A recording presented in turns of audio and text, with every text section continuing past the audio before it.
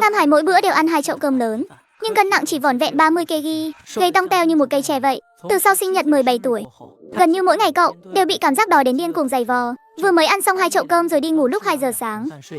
Kết quả là 2 rưỡi đã bị cơn đói làm cho tỉnh giấc. Cậu mơ màng dụi mắt vào bếp tìm đồ ăn. Mở tủ lạnh ra, hơi lạnh hóa thành làn sương trắng phả vào mặt. Cậu tìm một hồi rồi lôi ra nửa khúc lạp xưởng, ngồi xổm dưới đất ăn ngấu nghiến. Vì nhai quá nhanh nên cơ mặt cũng đau nhức.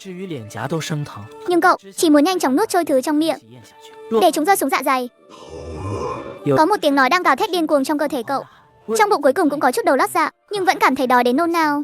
Thế là cậu tiếp tục lục ngăn kéo, phát hiện dưới đáy còn miếng thịt sống đông lạnh, những thớ thịt đỏ tươi thoát ẩn thoát hiện trong làn hơi lạnh trắng xóa.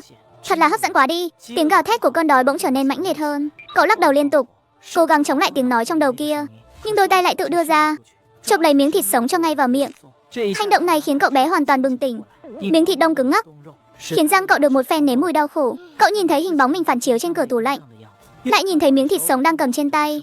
Trong lòng giật thót một cái, đứng dậy lùi lại mấy bước liên tiếp, chỉ cảm thấy đôi bàn tay run rẩy không thôi. Mẹ ở trong phòng ngủ nghe thấy tiếng động trong bếp. Lâm Nhất à, con đang tìm gì thế? Đồ ăn đều ở trong tủ lạnh cả mà.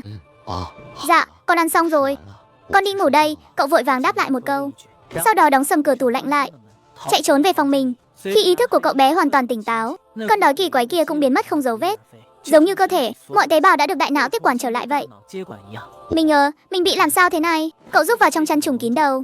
Trong đầu chợt nhớ tới một bộ phim từng xem hồi nhỏ, nói về một vị tiểu thư thiên kim nọ giấu chàng thư sinh dưới gầm giường trên thuyền, mỗi ngày đều lấy 2 phần khẩu phần ăn để nuôi 2 người. Cha cô mời thầy lang đến xem bệnh. Thầy lang nói vị tiểu thư này mắc một chứng bệnh lạ, gọi là tiêu thực chứng. Chẳng lẽ mình cũng mắc căn bệnh quái ác này sao? Nhưng sắp thi đại học đến nơi rồi, cậu bé tràn đầy lo âu, mơ màng khép mắt lại. Không biết đã trôi qua bao lâu, con đói lại ập đến một lần nữa. Lúc tỉnh dậy phát hiện đã 6 giờ rưỡi sáng. Trong bếp truyền đến tiếng mẹ đang chuẩn bị bữa sáng.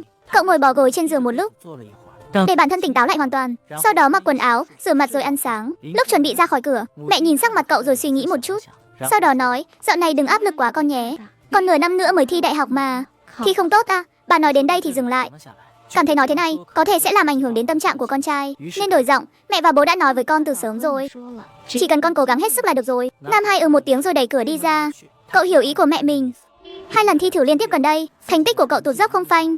Không phải vì chuyện khác làm sao nhãng hay áp lực lớn, mà là sự tập trung của cậu dạo này thực sự không thể tập trung nổi. Trong đầu cứ như bị nhét thứ gì đó vào vậy. Phần lớn thời gian trong ngày đều mụ mẫm, cứ như bị chứng mất trí nhớ sớm của người già vậy. Mùa xuân ở thành phố phương Bắc thường đến muộn, hơn 6 giờ sáng mà trời vẫn chưa sáng hẳn. Đèn hai bên đường tỏa ra ánh sáng vàng vọt u ám. Gió lạnh thổi cành cây khô kêu xào xạc. Cậu lái chiếc xe điện nhỏ của mình, lao vút đi trên con phố gần như không một bóng người. Mèo hoang và chó hoang nép mình vào bóng tối, nhanh chóng chạy đi khi cậu đi ngang qua. Thật lạ, sao mình tự nhiên lại muốn nuôi một con chó nhỉ? Muốn ôm nó vào lòng rồi dụi mặt thật mạnh vào nó, thậm chí hận không thể ăn luôn nó vậy. Cậu bé giật thót cả mình. Kỳ lạ là sao mình lại nảy sinh ý nghĩ như vậy chứ? Trong lúc tâm trí đang thẫn thờ thì một tiếng còi xe chói tai bỗng nhiên vang lên dữ dội.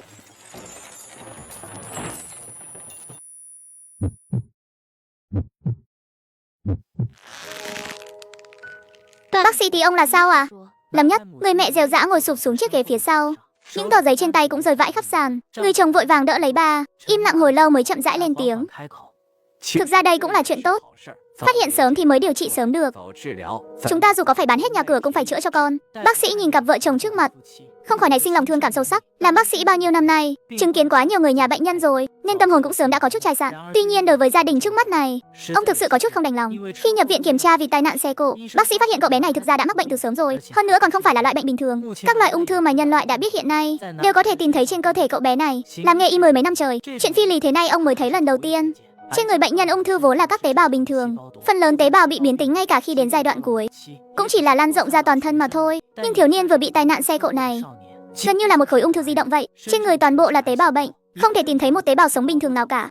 Theo nhận thức của ông bác sĩ, bất kỳ bệnh nhân giai đoạn cuối nào đến mức độ này đều không thể duy trì được hình dáng con người từ lâu rồi, đáng lẽ phải biến thành một khối u, chồng chất lên nhau thành một đống thịt thối mới đúng. Nhưng vẻ ngoài của cậu trông vẫn giống như người bình thường.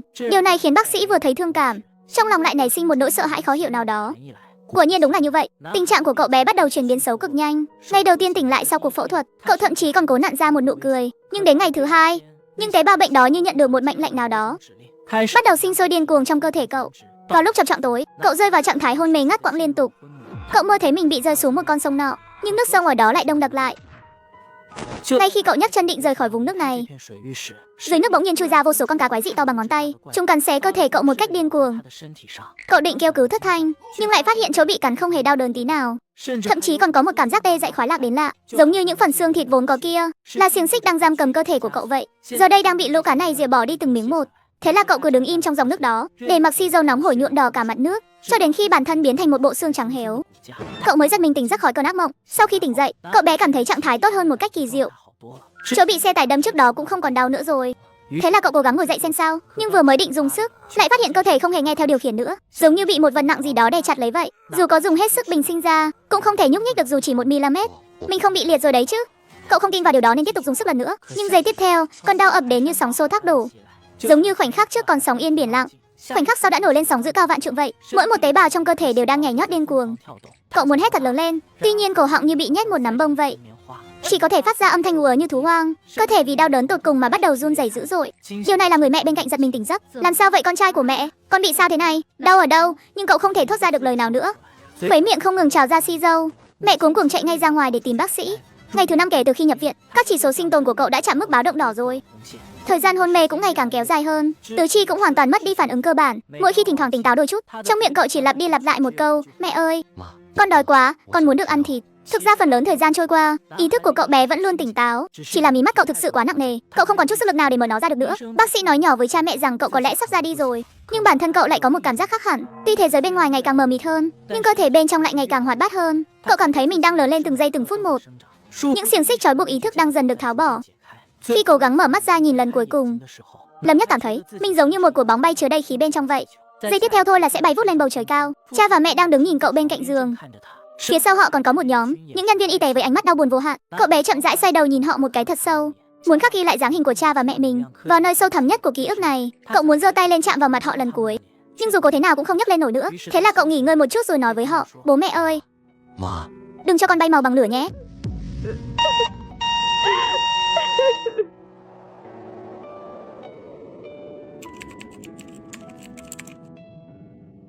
Trong một sân nhỏ bình yên giữa núi rừng, một người đàn ông và một cô bé đang ngồi cạnh nhau. Một người bưng chiếc bát sứ xanh cỡ lớn, một người bưng bát inox cỡ nhỏ hơn.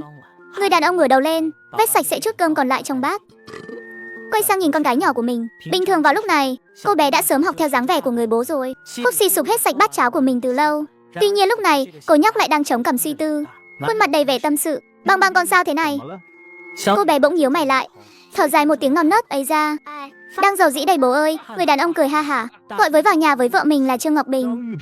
Vợ ơi, con gái em đang sầu đời kìa. Người phụ nữ đang rửa bát từ trong nhà bước ra ngoài, nụ cười hiện lên nơi khóe mắt. Băng băng nói mẹ nghe nào.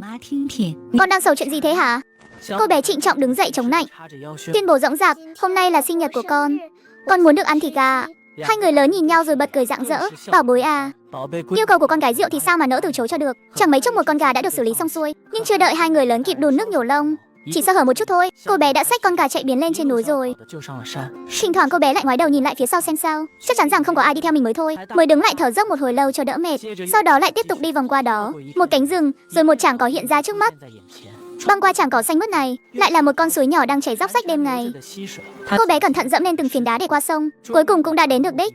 Đó là một nghĩa địa vắng lặng, hơn 10 tấm bia mộ cao thấp khác nhau ở đó, ẩn hiện trong đám cỏ khô héo. Có vẻ như đã hơn 1 năm rồi không có ai đến chăm sóc cả. Cô bé chậm rãi đi đến bên cạnh một ngôi mộ mới nhất, ngồi xuống tấm thảm trải bằng cỏ khô rất dày, thở phào nhẹ nhõm một hơi. Thật là hú hồn quá đi mất, suýt chút nữa thì bị mẹ của mình nhìn thấy rồi. Nghĩ đoạn, khuôn mặt nhỏ lại mếu sạch đi. Vẫn chưa biết phải nói thế nào với mẹ nữa đây. Hay là bảo con gà bị cào tha mất tiêu rồi nhỉ? Và con đã đuổi theo con cào đến tận đây luôn. Liệu mẹ mình có tin nổi lời này không nhỉ? Xung quanh cô bé hiện giờ không một bóng người, chỉ có một tấm bia mộ còn mới, cùng với những hàng cây vẫn chưa kịp đâm chồi nảy lộc, cộng thêm làn gió lạnh lẽo thổi tới, thổi qua rừng cây phát ra những tiếng xào xạc.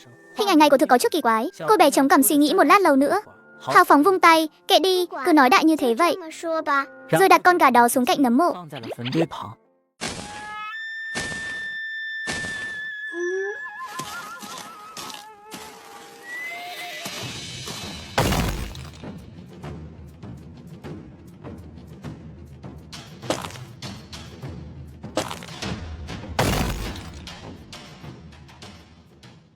Cô bé 5 tuổi này mỗi ngày đều ra nghĩa địa để đi học, nhưng cô bé lại chưa từng mang theo bất kỳ sách vở nào cả, trái lại còn xách theo một con gà mái già vừa mới xử lý xong. Bởi vì đó chính là học phí của cô bé này. Chỉ thấy cô bé đặt con gà trước một ngôi mộ mới, lớp đất dưới thân con gà lập tức trở nên dao động dữ dội. Ngay sau đó một bàn tay từ dưới lòng đất bỗng thò lên. Bàn tay đó lần mò xung quanh một hồi, cuối cùng nắm chặt lấy phần cổ của con gà. Sau đó dùng một lực thật là mạnh, kéo cả con gà vào sâu trong lòng đất, để lộ ra một cái hang đen ngòm ở đó. Cô bé nhặt một cành cây khô lên, cúi người xuống rồi chọc chọc vào trong hang đó, vẻ mặt lộ ra sự hớn hở lạ kỳ. Cánh tay của anh của thực dài thật đấy. Em cũng muốn mình nhanh chóng lớn lên thật nhanh. Khi đó em có thể tự mình thịt gà cho anh ăn rồi. Cô bé cứ thế lẩm bẩm một mình trong cơn gió lạnh. Khoảng mười mấy phút trôi qua sau đó, cô bé cuối cùng cũng không chịu nổi cái bầu không khí tẻ nhạt đến phát chán này nữa. Hai tay cô trụm lại thành hình chiếc loa nhỏ, hét vào cửa hang đó: "Này anh ơi, này, anh đã ăn xong chưa thế hả? Ăn xong chưa vậy?" Trong hang cuối cùng cũng truyền đến những tiếng sột soạt. Sau đó bàn tay kia một lần nữa nhô lên khỏi mặt đất, ra hiệu tay ok cho cô bé xem. Cô bé lúc này mới hài lòng ngồi lại trên thảm cỏ, lấy ra một tờ giấy nhỏ từ trong túi quần của mình, vẻ mặt bỗng trở nên trịnh trọng và cực kỳ nghiêm túc. Cô nhíu mày suy nghĩ một hồi lâu, chậm rãi hỏi: 6 cộng 6 cộng 6 là bằng mấy à? Bàn tay kia đầu tiên nắm lại thành một nắm đấm, sau đó bỗng xòe ngón trỏ và ngón cái ra. Đúng rồi, là 18, nhưng mà em phải đếm mãi mới ra đó. Sao mà anh có thể tính nhanh được như thế à? Bàn tay kia xòe rộng cả 5 ngón tay ra, khẽ lắc lắc nhẹ một cái. Cô bé cũng đã hiểu được ý của anh ấy rồi, là bây giờ anh chưa thể nói rõ ra được. Cô bé khẽ thở dài đầy vẻ buồn bã, tiếp tục đọc câu hỏi tiếp theo. Vậy còn 9 cộng 9 cây? Thôi bỏ đi ạ, chắc là anh cũng không giải thích rõ được đâu. Cô bé lại theo thói quen đưa tay chống cằm. Ơi lên tiếng, mẹ em có bảo là sang năm sẽ cho em đi học lớp mầm non đó. Chắc là cô giáo ở lớp mầm non đó chắc chắn có thể dạy cho em cách tính những số này nhỉ. Nhưng mà sau này em đi học mất rồi, thì ai sẽ là người tìm đồ ăn cho anh đây? Lần này bàn tay kia không hề phản ứng ngay lập tức, trái lại nó còn hơi khựng lại một chút xíu nữa. Sau đó phần cổ tay bỗng xoay chuyển một vòng, dùng ngón trỏ chậm rãi vạch ra 6 chữ trên mặt đất. Chữ viết trông rất nguệch ngoạc và siêu vẹo, nhưng các nét chữ được phân ra rất rõ ràng. Cô bé nhíu mày nhìn chăm chú một hồi lâu, ngượng ngùng nói: "Anh đang viết chữ cho em xem à?" "Nhưng mà em vẫn chưa biết chữ đâu anh ơi." Thế là bàn tay kia khép cả 5 ngón lại với nhau, lòng bàn tay hướng xuống dưới rồi phẩy phẩy nhẹ. Cô bé suy nghĩ một chút xíu nữa, bỗng nhiên đôi mắt cô mở to ra kinh ngạc. "Có phải anh muốn bảo em là hãy đi học đi? Học được chữ rồi thì mới hiểu được anh đang viết gì à?" Bàn tay kia nhanh chóng ra hiệu ok một cái, lại chỉ vào 6 chữ trên đất nữa. "Em biết rồi ạ. Em sẽ ghi nhớ thật kỹ mấy chữ này của anh." Chữ áp chót thì em có nhận ra đó là chữ nhất. Cô bé dùng cành cây khô cẩn thận viết lại chúng, mô phỏng lại đủ 6 chữ đó lên trên tờ giấy của mình. Lúc này mới có thể thở phào một cái. "Xong rồi ạ. Em phải đi về nhà bây giờ đây. Không thì mẹ lại không cho em ra đây chơi nữa đâu. Em sẽ luôn mang tờ giấy này theo bên mình. Đến khi đi học rồi thì em sẽ nhờ cô giáo dạy em biết những chữ này. Anh phải ngoan ngoãn ở đây đợi em về nhé. Ba ba anh." Sau đó cô bé mới liên tiếp đi xuống núi, vừa đi vừa ngoảnh lại, còn bàn tay kia như thể đột nhiên bị mất hết sức lực vậy. Nằm yên trên mặt đất một hồi lâu mới chậm rãi xóa chữ đi, rồi tự mình rụt hẳn vào trong hang sâu. Chẳng mấy chốc những khối đất lớn bắt đầu tràn lên, lại lấp kín mít cửa hang không chừa một kẽ hở nào, như thể chưa từng có chuyện gì xảy ra ở đây vậy. Chỉ là có lẽ cả hai bọn họ đều không thể ngờ tới được, lần chờ đợi này lại kéo dài đến tận tháng 7 năm sau đó. Tháng 7 ở phương Bắc là thời điểm nóng nực nhất trong năm. Trên ngọn núi nhỏ cây cối đã xanh mướt một màu rồi, hương hoa thơm ngát cả một khu vườn nhỏ, cỏ dại cũng như đang dốc hết sức lực của mình. Từ những mầm non có màu vàng nhạt, một hơi lớn vọt lên cao đến tận nửa người con người, gần như đã che lấp hoàn toàn cả nấm mộ đó rồi. Trong tiếng ve kêu râm ran khắp nơi, đám cỏ hoang bỗng phát ra những tiếng động xào xạc. Một cô bé đang mặc chiếc váy liền thân chạy lon ton một cách lảo đảo hướng tới đây, khuôn mặt đầy mồ hôi nhễ nhại, trên người cô còn dính đầy những lá cỏ khô nữa, trông hết sức là nhếch nhác và vất vả. "Anh có đó không? Có đó không? Anh có đó không? Anh vẫn còn ở đó chứ?" Xung quanh chẳng có một bóng người, chỉ có tiếng gió thổi làm cỏ lay xào xạc mà thôi. Cô bé mếu máo gọi to lại một lần nữa: "Anh có đó không? Anh vẫn còn ở đó chứ à? Anh có đó không?" Khuôn mặt cô bỗng đỏ bừng lên, nước mắt cứ thế lã chã rơi xuống không ngừng. "Mẹ em đã gửi em đến nhà dì ở huyện để đi học rồi ạ. Em vừa mới về là đã chạy đến tìm anh ngay lập tức đây." Nhưng vẫn chẳng có ai lên tiếng trả lời cô cả. Cô bé dứt khoát ngồi thụp xuống đưa tay bới đám cỏ dại đó, vừa bới cỏ vừa quẹt vội những giọt nước mắt trên mặt, khiến khuôn mặt nhỏ lấm lem đầy những vết bùn đen. Dưới đám cỏ hoang là lớp đất đen lẫn cành khô lá rụng, nên cực kỳ là khó đào bới đối với một đứa trẻ. Cô bé thực sự không có bao nhiêu sức lực cả, vài phút sau đã mệt đến mức thở đứt hơi rồi, chỉ đành ngồi bệt dưới đất vừa khóc vừa nhìn chằm chằm. Những dòng chữ được khắc trên bìa mộ đó chỉ là một dòng chữ rất ngắn ngủi thôi, nhưng đều là những chữ cô bé đã được học ở lớp mầm non, những chữ Hán ít ỏi mà cô nhận ra được. Mộ của con trai yêu quý Lâm Nhất, trẻ con nông thôn không giống trẻ con thành phố. Cô đã nghe quen tai những chuyện người già kể về tinh linh núi, những câu chuyện về yêu ma quỷ quái đáng sợ, nên là gan của cô nhìn chung là lớn hơn rất nhiều. Lúc đầu khi cô bé tình cờ phát hiện ra chuyện lạ trong mộ, cô bé không những không hề bị dọa đến phát khóc, mà trái lại còn kết bạn tri kỷ với anh trai ma đó luôn. Đây có thể coi chính là bí mật duy nhất của đời mình, của bản thân cô bé này. Vì vậy ở cái tuổi vẫn còn ngây thơ trong sáng như thế này, anh trai ma đó cũng đã dần trở thành một phần người thân trong lòng cô bé chỉ xếp sau bố mẹ mà thôi. Tuy nhiên hiện giờ khi đã quay lại chốn cũ xưa kia, lại phát hiện ra anh trai ma của mình bỗng biến mất rồi, nên cô mới không thể kìm lòng được mà khóc nức nở. Mặt trời vẫn đang tỏa những tia nắng gay gắt xuống núi, cỏ hoang cứ thế đung đưa nhẹ nhẹ trong gió. Cô bé đầy vẻ liên tiếc nhìn tấm bia mộ đó một lần nữa, cuối cùng cũng đã định rời khỏi mảnh đất đau thương này. Tuy nhiên ngay khi cô bé vừa mới nhấc chân định đi khuất, bỗng nhiên nghe thấy một giọng nói quen thuộc: "Băng Băng, có phải là em không thế?" Cô bé trợn tròn mắt kinh ngạc, rõ ràng là bị dọa giật mình, ngẩn người ra hồi lâu mới dám lý nhí lên tiếng: "Anh trai ma." Là anh phải không ạ? Có phải em đã làm cho anh sợ không? Không đâu, anh vừa mới có thể nói chuyện được thôi mà. Cô bé bỗng nhiên nằm rạp xuống mặt đất ngay lập tức, vừa còn rơi nước mắt mà đã cười rạng rỡ. Đúng là anh rồi. Anh đã nói chuyện được rồi sao à? Em cứ tưởng là anh đã bỏ đi đâu mất tiêu rồi cơ. Tại sao lúc này anh lại không thèm trả lời em thế hả? Cô bé hỏi dồn dập một lúc 3 câu hỏi liên tiếp luôn. Giọng nói đó bỗng im lặng một hồi lâu mới đáp lại. Thực ra lúc nãy là anh đang ngủ thôi. Hóa ra ma cũng biết đi ngủ như người thường sao à? Lần này câu trả lời của anh bỗng đến còn chậm hơn nữa. Mai đến khi Băng Băng định mở lời hỏi lại lần nữa, giọng nói đó mới lại vang lên. Băng Băng à, thực ra anh không phải là ma đâu, anh thực sự là con người mà. Thế là vào lúc nóng nhất của một ngày trong tháng sau đó, Băng Băng và anh trai ma của mình à? Không hề đâu. Bây giờ thì nên gọi là anh Lâm Nhất rồi mới đúng. Cách một lớp đất dày mà trò chuyện suốt 2 tiếng đồng hồ. Nhưng phần lớn thời gian trôi qua đều là cô bé nói mà thôi. Cô kể về dáng vẻ của nhà dì mình ở huyện, kể về những người bạn mới ở trong lớp học, kể về cả chiếc hộp bút mới mà cô bé vừa mới mua được. Cuối cùng sau đó, cả hai bỗng nói đến câu hỏi của lần chia tay trước kia. Băng Băng khẽ lấy từ trong túi quần của mình ra tờ giấy được cô bé gấp lại rất ngay ngắn và cẩn thận. Anh Lâm Nhất ơi, anh có biết không, lần trước anh viết chữ em đều đã hiểu hết rồi đó. Anh hỏi em rằng bây giờ đang là năm nào phải không? Bây giờ chính là năm 2014 rồi anh ạ. Cô giáo em có bảo đây cũng là năm trường canh thứ 36.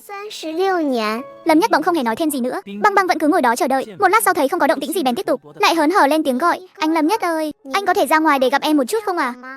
Thực ra bây giờ vẫn chưa được đâu em. Chắc khoảng 1 tháng nữa là anh có thể ra gặp em rồi. Thế để em về lừa mẹ làm thịt thêm mấy con gà mái nữa, để cho anh có thể nhanh chóng lớn lên thật nhanh nhé. Băng Băng nheo đôi mắt lại rồi cười đầy vẻ vui sướng. Cô bé vẫn luôn không hỏi tại sao Lâm Nhất lại ở trong mộ. Ngay cả khi là một cô bé mới 6 tuổi cũng có thể nhận ra. Hay cứ khi nào liên quan đến vấn đề riêng tư này là anh Lâm Nhất của cô bé lại bỗng không muốn nói nữa. Cho nên là cô bé chỉ có thể giấu nhẹm thắc mắc nhỏ này trong lòng. Sau 3 ngày xa cách giờ mới được gặp lại nhau, cả hai người bọn họ đều mang đến những niềm vui bất ngờ. Nếu như những ngày tháng êm đềm ấy cứ thế trôi qua mãi, có lẽ sẽ còn xảy ra thêm nhiều chuyện thú vị hơn nữa. Tuy nhiên ngay trong đêm ngày hai người gặp lại đó thôi, một trận thảm họa, động đất mạnh đến 7 độ đã tấn công cả vùng Đông Bắc này. Tâm trấn của nó nằm ngay tại ngôi làng nhỏ của Băng Băng, khiến hơn 8 vạn người rơi vào cảnh màn trời chiếu đất. Núi lở đất nứt ra khắp nơi, những con sông ngòi cũng bỗng chốc đổi dòng chảy. Trên vùng bình nguyên rộng lớn bỗng tràn ngập tiếng khóc. Ngay khi trận động đất kinh hoàng đó xảy ra, Lâm Nhất đã bị hất văng trực tiếp từ trong mộ ra ngoài rồi. Nhưng đôi chân của cậu bấy giờ vẫn chưa mọc hoàn thiện, nên cậu vẫn chưa thể tự mình đi lại được như bình thường. Thế là sau đó, cậu cứ thế dùng tay trườn từng chút một đến nhà Băng Băng, vị trí hiện tại. Nhưng nhà Băng Băng từ lâu đã biến thành một đống đổ nát, không biết là đã rời đi hay bị vùi lấp bên dưới nữa. Tình bạn kỳ lạ giữa hai người đột ngột chấm dứt, trở thành một phần trong làn sóng ly biệt sinh tử. Một đóa sóng nhỏ không mấy ai hay, để không bị nhân viên cứu hộ phát hiện, Lâm Nhất quay đầu leo vào núi sâu. Khát thì uống sương sớm, đói thì ăn côn trùng trong núi. Mãi cho đến 2 tháng sau, hai bàn chân của hắn mới miễn cưỡng mọc lại xong. Con người dù sao cũng là động vật bầy đàn, hắn muốn quay lại với xã hội, ít nhất là phải về lại bên cạnh ba mẹ. Thế là hắn loạng choạng đi xuống núi. Nhưng địa hình thay đổi hoàn toàn, mãi không ra được. Đêm muộn 2 ngày sau, cuối cùng hắn cũng nhìn thấy một con đường lộ, hy vọng tức khắc được thắp sáng. Hắn lao nhanh về phía đường lộ nhưng ngay lúc này, một chiếc xe với tốc độ 90 dặm lao tới, phút chốc tông bay hắn đi. Lâm Nhất đập mạnh vào hộ lan, lộn nhào liên tiếp 4-5 vòng. Người lái xe dường như là một nữ binh, cô ấy vội vàng đạp phanh mở cửa, muốn xuống kiểm tra tình hình. Bị tông với tốc độ thế này, là ai đi chăng nữa cũng bay màu chắc rồi. Nhưng giây tiếp theo, nữ binh chỉ cảm thấy toàn thân lạnh toát, bởi vì lúc này cái người bị tông bay kia lại đang từ từ ngồi dậy. Đầu tiên là dùng tay giữ đầu đẩy về phía trước, khuôn mặt vốn đã bị lệch ra sau lưng giờ đã về đúng chỗ. Rồi lại dùng tay phải giữ chặt cánh tay trái bên sườn, dùng lực một cái, cánh tay trái cũng được nắn lại rồi. Nữ binh bị dọa cho đứng hình mất 3 giây, nhưng rất nhanh đã phản ứng lại, vội vàng rút dụng cụ bắn đạn hoa cải ra, chĩa thẳng về phía trước và nói, giọng nói run rẩy, ngươi có phải là người không hả? Họng đồ chơi của cô ấy run lẩy bẩy, phải tốn bao công sức mới nhắm trúng đầu đối phương để nói, mau nói đi. Người kia đứng yên tại chỗ nhìn cô ấy một lúc, cuối cùng mới mở miệng, lái xe cẩn thận chút, rất to lớn. Nói xong, hắn không người đi khập khiễng xuống dốc, đi vào bụi cây tối thẳm ven đường. Nữ binh sững sờ tại chỗ, tim đập nhanh như muốn nhảy ra khỏi lồng ngực. Phải một lúc lâu sau mới nuốt nước miếng cái ức. Như bừng tỉnh khỏi giấc mộng, cô ấy hét lớn đuổi theo, cậu quay lại đây, tôi đưa cậu đi bệnh viện. Nhưng đáp lại cô ấy chỉ có tiếng vọng trong thung lũng và cơn gió thu lạnh lẽo. Lâm Nhất kéo lê cái chân trái, chậm chậm đi tới bên bờ con sông nhỏ sắc cạn, ngâm 2 bàn chân vào nước sông. Lúc động đất là mùa hè, bây giờ đã vào thu rồi, chẳng biết cô bé kia có sống sót được không nữa. Hắn ngồi bên mép nước suốt cả đêm. Lúc bình minh, vết thương đã lành lại gần hết, chỉ để lại những mảng vảy máu. Lâm Nhất vốc nước rửa mặt, rồi lại dùng nước lạnh uống cho lưng bụng. Đi từ sáng đến trưa, trước mắt cuối cùng cũng xuất hiện một ngôi làng, ở ngay cổng tiệm tạp hóa đầu làng. Lúc này trông khá là nhộn nhịp. Mấy ông chú đang ngồi trên những chiếc ghế đầu nhỏ tụ tập tán gẫu. Bụi bay mù mịt dưới ánh nắng chiều thu. Lâm Nhất vừa xuất hiện, người có đôi mắt tinh tường nhất đã phát hiện ra hắn, lập tức nhòm dậy, nhìn sang với vẻ cảnh giác. Hắn đã đăng xuất từ 2 năm trước rồi, nhưng cơ thể bị chôn dưới đất vẫn không ngừng sinh trưởng. Để lấy dưỡng chất sinh trưởng, hắn điên cuồng hấp thụ những con vật nhỏ trong đất xung quanh. Nhưng động vật nhỏ rốt cuộc cũng có hạn, thế nên hắn lớn rất chậm. 2 năm thời gian thấm thoát trôi qua, giờ đây cậu bé chỉ còn 2 bàn chân cuối cùng là chưa mọc xong. Nhưng đúng vào lúc này, Một trận động đất bất ngờ đã đánh bật hắn ra khỏi nấm mồ sớm hơn dự kiến. Để không bị nhân viên cứu trợ phát hiện, hắn chỉ có thể bò về phía núi sâu, ở trong núi lớn suốt 2 tháng. Hai bàn chân mới miễn cưỡng mọc lại hoàn thiện. Thế là hắn lặng chọn đi đến chân núi, chuẩn bị tìm cái gì đó để ăn, sẵn tiện hỏi thăm đường về nhà luôn. Chào chú, cháu muốn hỏi đường đi Đại Xương Thị là hướng nào ạ? Ba người đàn ông trước tiệm tạp hóa nhìn nhau. Cháu là người ở đâu? Sao lại ra nông nỗi này? Cháu vào nhà đi. Người nọ tầm hơn 40 tuổi, dáng vẻ cao to lực lưỡng, trông có nét phúc hậu giống như người cha, khiến Lâm Nhất nảy sinh vài phần thân thuộc lạ kỳ. Bước vào căn phòng nhỏ hẹp, Lâm Nhất nhìn thấy đầu tiên là một dãy đồ ăn bày trên quầy, khiến hắn lập tức không nhịn được mà nuốt nước miếng, rồi mới nói ra những lời đã chuẩn bị sẵn từ trước. Cháu mùa hè cháu có đi chơi ở phía Bắc, kết quả là gặp phải trận động đất. Giờ cháu mới thoát ra được đây. Người đàn ông cũng chú ý đến ánh mắt của hắn, liền lấy ra mấy thứ đồ ăn đưa cho hắn. Cháu mới đi tới đây thôi à? Nhà cháu ở đâu? Đại Xương Thị sao? Chú có điện thoại đây. Cháu có muốn gọi một cuộc điện thoại không? Lâm Nhất cầm miếng bánh mì ăn dở mà ngẩn người. Một lúc sau mới vội vàng nói, đúng rồi, cháu cần gọi điện, phiền chú ạ. Cháu phải báo tin về nhà. Người đàn ông thấy dáng vẻ của hắn cứ như bị mất hồn vậy, lại một lần nữa xác nhận xem đầu và người hắn không có thương tích gì, mới đưa điện thoại cho hắn. Lâm Nhất nhận lấy điện thoại, run rẩy bấm đi bấm lại 3 lần, mới bấm đúng số điện thoại của ba mình. Thế nhưng 1 giây sau đó, âm thanh truyền đến từ ống nghe lại là, xin chào. Thuê bao quý khách vừa gọi hiện không liên lạc được. Hắn sững sờ một lát, sau đó liền bấm số của mẹ. Nhưng phản hồi nhận được vẫn là, xin chào. Thuê bao quý khách vừa gọi hiện không liên lạc được. Sao thế, không liên lạc được à? Cậu bé ngẩn ngơ quay đầu lại. Đều là số trống rồi, nhà cháu có lẽ đã rời đi rồi. Hay là cháu gọi điện cho đồn cảnh sát đi. Nghe thấy câu này, cậu bé mới bừng tỉnh khỏi cơn ngẩn ngơ. Không cần đâu ạ. 2 năm trước sau khi cháu được chôn cất, chắc là hộ khẩu đã bị xóa rồi. Cảnh sát mà đến thì cháu cũng chẳng giải thích nổi. Lâm Nhất nắm chặt nắm đấm, một lần nữa ngẩng đầu lên, nói bằng giọng điệu mà ngay cả chính mình cũng nghe không rõ. Chú ơi, chú có thể cho cháu mượn ít tiền được không? Cháu ơi, cháu bắt xe về Đại Xương Thị. Chú cho cháu số điện thoại, khi nào cháu tìm được nhà, cháu sẽ trả tiền chú ngay ạ. Người đàn ông thở dài một tiếng, quay người đi vào sau quầy, lấy ra 50 tệ đưa cho hắn. Cầm lấy đi. Về tới nơi mà không tìm thấy người thì đến trường tìm thấy cô. Nhờ thầy cô tìm giúp cho nhé.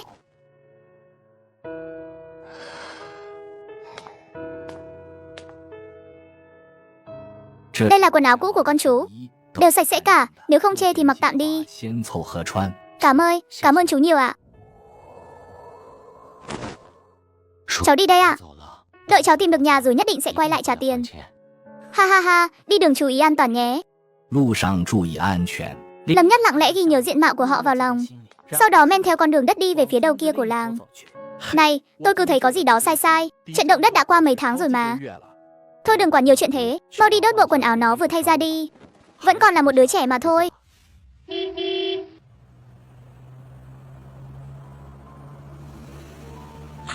Hộp cơm trên xe giá 1 tệ. Bên trong là cơm trắng hơi khô một chút, ăn kèm với giá đỗ xào. Tuy rằng mùi vị không ngon lắm, nhưng Lâm Nhất ăn mà suýt rơi nước mắt. Bởi vì đây là lần đầu tiên trong suốt 2 năm qua, hắn được ăn một bữa ra hồn như thế này. Người ngồi bên cạnh là một thiếu niên đi làm thuê. Thấy bộ dạng ăn như hổ đói của hắn thì đầy vẻ tò mò. Và Lâm Nhất cũng phát hiện ra, người bên cạnh đang âm thầm quan sát mình. Hắn quay đầu nhìn qua một cái. Người ở bên cạnh này, trông tuổi tác chẳng lớn hơn hắn là bao. Cổ to, mặt vuông, cằm bệnh, trông giống như một thanh niên đến từ nông thôn. Gương mặt thật thà, hắn đang định mỉm cười với đối phương, coi như một lời chào hỏi. Lúc này cái bụng lại kêu rột rột. Học sinh học 2 năm dưới môn sinh học, hắn đương nhiên biết việc làm lành vết thương sẽ tiêu hao năng lượng dự trữ trong cơ thể mình. Vì thế mà hắn trở nên cực kỳ thèm ăn. Lâm Nhất sờ túi tiền chỉ còn đúng 43 tệ. Nhìn chiếc xe đẩy bán cơm hộp vừa đi qua, hắn kìm nén sự thôi thúc muốn mua thêm một phần nữa. Thiếu niên bên cạnh ngược lại đã thu hết những biểu cảm đó và hành động của hắn vào tầm mắt. Này, bác ơi cho cháu 2 hộp cơm. Một lát sau, nhân viên bán vé đẩy chiếc xe cơm nhỏ đi tới, liền đưa cho cậu ta 2 hộp cơm. Thiếu niên mở một hộp ra, đặt lên cái bàn nhỏ phía trước chỗ ngồi, cúi đầu ăn vài miếng, sau đó nhíu mày lại. Đau dạ dày quá, cậu ta lại ăn thêm một miếng. Mặt nhân mày nhó đặt đũa xuống, đặt hộp cơm còn lại sang bên cạnh, dùng khửu tay hích vào Lâm Nhất. Làm sao đây, tôi bị đau dạ dày, một thừa một sức không trả lại được. Ông ăn giúp tôi đi, đừng có lãng phí. Lâm Nhất ngẩn người nhìn đối phương, một luồng hơi ấm đã lâu không thấy trào dâng trong lòng. Bác vẫn lịch sự lắc đầu. Không cần đâu, tôi cũng không đói lắm. Thế nhưng cậu thiếu niên kia chẳng nói chẳng rằng đã hạ chiếc bàn ở ngay trước chỗ ngồi của hắn xuống, rồi đặt hộp cơm chưa mở lên trên đó. Ăn chút đi mà, đừng lãng phí chứ. Cảm ơn ông nhé. Thiếu niên thấy hắn cuối cùng cũng ăn, mới thầm cười hi hi trong lòng, cúi đầu tiếp tục ăn phần cơm của mình. Lần này Lâm Nhất ăn rất chậm, Một phần là muốn nếm kỹ cái hương vị đã mất đi từ lâu này, một phần là vì cổ họng cứ nghẹn đắng lại. Thật sự không thể ăn nhanh nổi. Cho đến khi hộp cơm đã cạn sạch, hắn mới miễn cưỡng ổn định lại cảm xúc đang trào dâng. Chỉ là không nỡ, liếm sạch sẽ những hạt cơm còn sót lại. Khi Lâm Nhất ngẩng đầu lên, thiếu niên đã ăn xong rồi, đang nhe răng cười với hắn. Thế này là không lãng phí rồi nhé. Hi hi, tôi tên Lâm Nhất. Cảm ơn cậu. Khách sáo cái gì chứ? Ai mà chẳng có lúc khó khăn. Tôi tên Trường Vĩ, ông đi đâu thế? Xuống ở trạm cuối Đại Sương Thị à? Tôi đến Đại Sương Thị. Còn ông, tôi cũng đến Đại Sương Thị đây. Đi tìm dì của tôi thi đại học xong là không học nữa, đến tiệm đồ nướng của dì ấy phụ việc. Còn cậu đi làm thuê hay làm gì? Tôi đi tìm người. Nếu không tìm thấy thì vừa làm thuê vừa tìm. Cậu đi tìm đồng hương à? Trương Vĩ rõ ràng đã coi Lâm Nhất giống như mình, một thiếu niên nông thôn học xong cấp 3 rồi ra ngoài tìm việc. Nếu không tìm được cậu có thể đến tiệm của dì tôi, chỗ đó đang thiếu người, tôi sẽ nói giúp một tiếng cho cậu. Đối mặt với sự nhiệt tình của đối phương, Lâm Nhất chỉ đành vâng vâng dạ dạ. Trương Vĩ chỉ nghĩ là cậu ấy ngại nhờ vả nên đã đọc luôn số điện thoại của mình ra, bảo Lâm Nhất có việc gì cứ gọi cho mình. Lâm Nhất nhầm theo số điện thoại đó một lần, sau đó phát hiện mình đã ghi nhớ rõ một, không phải kiểu ký ức mờ nhạt, mà là khi vừa nghĩ đến dãy số đó, trong đầu dường như hiện lên các con số cực kỳ rõ ràng. Trong suốt hành trình dài sau đó, hai người cứ thể tíu tít trò chuyện cùng nhau. Sau một đêm sốc này, xe buýt đã thuận lợi đến bến xe Đại Sương Thị. Hai người cũng từ đây mà tạm biệt rồi tách ra. Lâm Nhất đứng trên đường phố, nhìn dòng xe cộ và người qua lại không ngớt. Những tiếng ồn ào từng khiến cậu chán ghét trước kia, lúc này lại thấy ấm áp và thân thuộc lạ kỳ. Tiếp đó cậu bắt một chuyến xe buýt Lâm Nhất. Nhìn phong cảnh ngoài cửa sổ, mọi thứ cứ ngỡ như mới ngày hôm qua. Chẳng mấy chốc xe đã dừng trước cổng khu chung cư. Cậu đi bộ một mạch đến cửa khu nhà mình, rồi nhẹ chân nhẹ tay đi lên tầng 4. Rón rén cứ như là kẻ trộm. Cửa nhà đã ngay trước mắt. Trên cửa không có câu đối, cũng không có chữ phúc. Theo phong tục miền Bắc, trong nhà có người ra đi thì Tết sẽ không dán cắp đồ trang trí màu đỏ. Tất nhiên cũng có khả năng là người nhà đã rời đi từ trước Tết rồi. Đôi tay cậu khẽ run rẩy, gõ nhẹ vào cửa 3 cái. Thế nhưng bên trong cửa lại im phăng phắc. Cậu lại gõ thêm 3 cái nữa. Lâm Nhất chưa bao giờ cảm thấy thời gian trôi qua chậm chạp như vậy. Cái lạnh từ dưới đất len lỏi vào gấu quần, khiến cả người cậu không khỏi run bần bật. Tuy nhiên bên trong cửa vẫn không có chút động tĩnh nào. Sự tủi thân và bất lực trào dâng trong lòng. Cậu suýt chút nữa thì bật khóc. Ngay lúc cậu định gõ cửa lần nữa, cửa mở ra nhưng lại là của nhà hàng xóm. Lâm Nhất vội vàng thu mình lại, cúi đầu định đi vào hành lang. Bắt người kia đã nhìn thấy cậu. Người mở cửa là dì Tôn ở cạnh nhà. Dì ấy đầy vẻ thắc mắc hỏi cậu tìm ai. Cháu ơi. Dì Tôn vừa nhìn thấy khuôn mặt cậu, trong mắt thoáng qua một tia kinh ngạc, nhưng nó biến mất ngay tức khắc. Vẫn lặp lại câu nói vừa nãy hỏi cậu tìm ai. Dì ấy không nhận ra mình. Chuyện này không thể nào. Dì Tôn gần như là nhìn mình lớn lên. Sao có thể không nhận ra chứ? Lâm Nhất quan sát biểu cảm của đối phương một lần nữa, xác nhận dì ấy không phải đang giả vờ không quen biết, mới từ tốn nói gia đình ở đây đi đâu rồi ạ. Cháu là bạn của Lâm Nhất. Cháu đến tìm cậu ấy. Cậu nói Tiểu Lâm hả? Ôi, đứa trẻ đó đã hẹo từ năm kia rồi. Thế còn người nhà cậu ấy? Người nhà nó chuyển đi từ lâu rồi. Có một chiếc xe biển số quân đội đến đón. Lúc đi chẳng mang theo thứ gì, chắc là họ hàng trong nhà thôi. Nói xong dì Tôn đóng cửa phòng lại. Lâm Nhất đứng ngẩn ngơ tại chỗ một lúc lâu. Họ hàng ư? Bố mẹ đều là con một, căn bản chẳng có người thân thích nào. Hơn nữa xe biển quân đội lại càng không thể xuất hiện. Còn có ánh mắt dì Tôn nhìn mình nữa, hoàn toàn là nhìn một người xa lạ. Chỗ này chắc chắn có vấn đề lớn rồi. Mang theo sự nghi hoặc đầy lòng, Lâm Nhất vội vã chạy xuống lầu. Cậu đi vào một siêu thị bên đường, tìm thấy một chiếc gương. Thứ phản chiếu trong gương lại là một gương mặt hoàn toàn xa lạ. Hoặc là vì cái lạnh, hoặc là vì cơn đói, cậu cảm thấy toàn thân lạnh ngắt. Lâm Nhất trong lòng hiểu rõ tình trạng bất thường của cơ thể mình một khi bị lộ chắc chắn sẽ kéo theo rắc rối. Một ý nghĩ đáng sợ bỗng vụt qua tâm trí. Bố mẹ có khi nào đã bị người ta bắt đi rồi không? Chính là để nghiên cứu tại sao lại sinh ra một kẻ dị biệt như mình. Suy nghĩ này khiến cậu dùng mình ớn lạnh. Cậu không dám nghĩ tiếp nữa, vội vàng đặt gương xuống rồi nhanh chóng rời khỏi siêu thị. Báo cáo, vật thể 01 đã lộ diện, yêu cầu tiến hành bước tiếp theo của kế hoạch. Một người đã hẹo từ 2 năm trước, giờ đây lại muốn làm lại thẻ căn cước. Bởi vì lúc đó cậu ấy ra đi vì bệnh ung thư, cơ thể tuy đã được chôn xuống đất, bắt các tế bào vẫn không ngừng phân chia. 2 năm sau vậy mà lại từ dưới mộ bò lên. Lúc này người nhà đã không rõ tung tích, thân phận của chính mình cũng bị xóa sổ. Nếu cứ thế mà đi tìm cảnh sát, rất có thể sẽ bị coi là quái vật để giải phóng nghiên cứu. Thế nên để ổn định cuộc sống trước mắt, cách duy nhất của cậu lúc này chính là làm một cái căn cước giả. Thế là cậu suy đi tính lại rồi quay đầu, chui vào một con hẻm hẻo lánh. Trên bức tường trong ngõ dán đầy dãy những tờ quảng cáo nhỏ, từ mở khóa đến thông cống, cái gì cũng có. Mà cậu mới đi được vài bước, đã thấy một dãy số vặn vẹo 363.636. Ha ha, đúng là có mối thật. Tuy nhiên, còn chưa kịp vui mừng, đã lập tức nhận ra vấn đề mới. Mình căn bản làm gì có điện thoại đâu trời ạ. Điện thoại công cộng cũng đã biến mất từ lâu rồi. Hết cách, cậu chỉ đành cố gắng đi đến những con phố vắng vẻ một chút, hy vọng có thể tìm thấy điện thoại công cộng trong tiệm tạp hóa. Sau 15 phút đi bộ, Lâm Nhất cuối cùng cũng tọa nguyện dưới ánh mắt như phòng kẻ trộm của bà chủ tiệm, đã liên lạc được với người ở đầu dây bên kia. Sau khi cúp máy, cậu vội vàng quay lại con hẻm nhỏ lúc nãy. Đối phương đã đến từ trước. Đó là một gã đàn ông ăn mặc khá sành điệu. Là cậu muốn mượn xác hoàn hồn à? Lâm Nhất gật đầu, đồng thời nhìn ra phía lối thoát, sợ rằng đột nhiên sẽ có một toán cảnh sát xông vào. 30 tệ, đưa tiền trước rồi nhận hàng sau. 30 tệ, trên người Lâm Nhất chỉ còn lại 39 tệ 5 hào. Mà bụng già thì đang đói cồn cào, tiền nào của nấy. Đồ chỗ chúng tôi làm ra, trên hệ thống công an điều tra được hết, tuyệt đối xứng đáng. Vậy nếu đưa tiền cho anh trước, mà các anh không đưa thẻ cho tôi thì sao? Yên tâm đi, mấy người đến làm thẻ cơ bản đều là dân xã hội. Bọn tôi đâu dám nhận tiền mà không làm việc chứ. Với lại mấy người đi làm giấy tờ đều đang có việc gấp cả. Mình nhận tiền rồi thì cũng không được lừa người ta. Lâm Nhất cố gắng nhìn ra điều gì đó trên mặt gã. Thế nhưng biểu cảm của đối phương lại cực kỳ chân thành, không hề thấy dáng vẻ của kẻ lừa đảo. Vậy khi nào thì đưa thẻ cho tôi được? Tôi đang cần gấp, chỗ tôi làm thẻ nhanh lắm. Cậu cứ đợi ở đây, 10 phút nữa tôi mang qua cho. Cứ ở đây mà đợi, đừng có chạy lung tung, không thì tôi quay lại không thấy cậu đâu. Hành động này đã hoàn toàn xua tan nỗi nghi ngờ cuối cùng của Lâm Nhất. Cậu nén cơn đói trong bụng, lặng lẽ đứng tại chỗ chờ đợi. Tuy nhiên đợi một cái là hết tận 2 tiếng rưỡi. Đèn giao thông ở ngã tư đã đổi màu hàng chục lần. Bụng thì đã sớm kêu lên ung ục vì đói. Vậy mà người kia vẫn bật vô âm tín. Chẳng lẽ là máy tính gặp trục trặc? Bản điện tử làm xong rồi chỉ chờ in thôi sao? Không đúng, gã ta căn bản không có ảnh của mình, cũng chẳng hỏi tên tuổi và ngày sinh. Gã làm cái thẻ quái gì chứ? Yên tâm đi, mấy người đến làm thẻ cơ bản đều là dân xã hội. Bọn tôi đâu dám nhận tiền mà không làm việc chứ. Hơn nữa ai làm thẻ cũng đều có việc gấp. Mình nhận tiền rồi thì cũng không được lừa người ta. Lâm Nhất bừng tỉnh hiểu ra, nhận ra mình đã bị lừa mất 30 tệ duy nhất. Cậu tức đến mức run cả người, nắm đấm bóp chặt kêu răng rắc. Tuyệt đối không thể bỏ qua như vậy được. Mình đã không còn đường sống nữa rồi. Số tiền này nhất định phải lấy lại. Đầu óc Lâm Nhất xoay chuyển cực nhanh, dường như đã bật một cái công tắc nào đó trong não. Số điện thoại của kẻ lừa đảo viết ở đây. Hơn nữa mình vừa gọi xong gã đã đứng đợi ở đây rồi. Gã chắc chắn không ở cách đây quá xa. Hừ, cái loại cặn bã, anh chạy không thoát đâu. Lâm Nhất xoay bước dài, đuổi theo hướng kẻ lừa đảo vừa rời đi. Tao bảo với thằng nhóc đó là cứ đợi tao ở đây nhé. Đi xa quá tao quay lại không tìm thấy mày đâu. Ha ha ha, đỉnh đấy. Mày diễn mấy trò này trông giống thật vãi. Ha ha ha, trả tiền lại cho tôi. Kẻ lừa đảo giận này mình trước tiếng quát bất thình lình này, vội vàng quay người lại, trả tiền cho tôi. Ồ, mày còn đuổi được tới tận đây à? Tiền của mày tao ăn uống hết rồi, biến đi cho khuất mắt. Thằng nhóc con, về nhà mà làm bài tập đi, tốn ít tiền mua lấy bài học, hiểu chưa hả? Trả tiền cho tôi, không tôi báo cảnh sát đấy. Ha ha ha, báo cảnh sát á? Thế thì mày mau đi xem có ích gì không. Chủ quán ở bên cạnh cứ liên tục nháy mắt ra hiệu cho cậu bé, ý là bảo cậu mau rời khỏi đây đi. Mấy tên du côn này không chọc vào được đâu. Nhưng cậu bé lại hít một hơi thật sâu, rồi trực tiếp đưa tay hất cả mâm đồ ăn trên bàn xuống đất. Trả tiền cho tôi. Mày chán sống rồi à? Dám đụng đến tiền vạn hào ở đại dương này sao? Đi mà nghe ngóng quanh đây, nghe ngóng về thủ đoạn của tiểu mao đàn ta đây. Thằng nhãi danh, mày ra đây cho tao.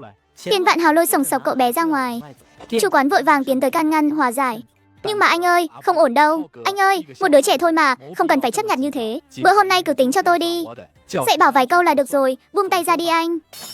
Lão Trương, chuyện hôm nay ông đừng có xía vào. Xía vào là ông không xong với tôi đâu, nghe rõ chưa?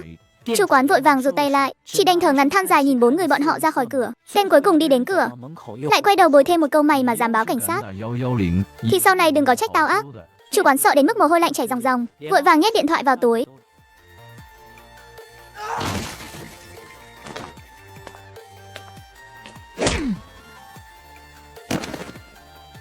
Thằng nhãi danh, đúng là muốn đăng xuất rồi. Phục chưa? Còn muốn lấy tiền nữa không? Trả tiền lại cho tôi. Cơn đau cuồn cuộn như lật sông rời biển khiến cậu. Sự phẫn nộ quét sạch toàn thân Lâm Nhất. Hắn chộp lấy cái chân còn chưa kịp thu về của đối phương, dùng sức kéo mạnh một cái, tiền vạn hào ngã ngửa ra đất. Thừa lúc hai tên còn lại đang ngớ người, Lâm Nhất dốc sức lao lên, đấm túi bụi vào mặt tiền vạn hào. Đấm nào ra đấm nấy, dòng xi dâu đang sôi trào dường như chiếm lấy cả đại não. Hai người kia lúc này mới phản ứng lại, lập tức xông lên kéo ra. Nhưng điều quái lạ là cơ thể của thiếu niên gầy yếu trắng trẻo trước mắt này lại cứng ngắc, giống hệt như một khối thép vậy. Hai người họ căn bản kéo không nhúc nhích. Tiền vạn hào trên mặt đất sớm đã bị đánh cho biến dạng. Gia Khắc Nan thấy kéo không có tác dụng, lập tức vung nắm đấm nện mạnh vào đầu Lâm Nhất. Nhưng mặc kệ đối phương ra tay ác đến mức nào, Lâm Nhất hoàn toàn phớt lờ, chỉ nhắm chuẩn vào kẻ dưới đất, liều mạng vung quyền đấm đá điên cuồng. 4 người cứ thế hỗn chiến suốt 5 phút đồng hồ. Tiền vạn hào dưới đất đã sắp không còn động tĩnh gì nữa, nhưng ánh mắt Lâm Nhất đỏ rực, vẫn không có ý định dừng tay. Gia Khắc Nan nghiến răng, trực tiếp rút ra một dụng cụ bạch hổ. Buông tay ra, còn đánh nữa tao cho mày đằng xuất luôn. Lâm Nhất ngay cả mí mắt cũng không thèm nhấc lên, một đấm nện thẳng vào mặt Tiền Vạn Hào. Trả tiền lại cho tao.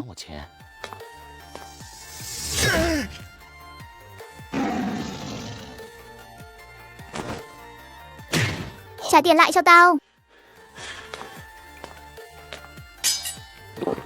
Trả tiền cho mày, trả tiền cho mày. Mày đứng lên đi, đừng đánh nữa.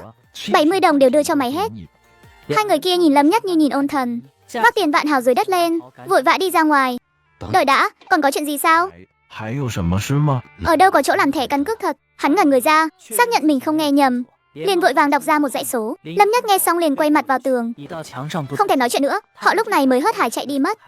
Đợi mọi người đi xa hẳn, Lâm Nhất đưa tay sờ vào vết thương sau lưng, đều đã sắp lành hẳn rồi.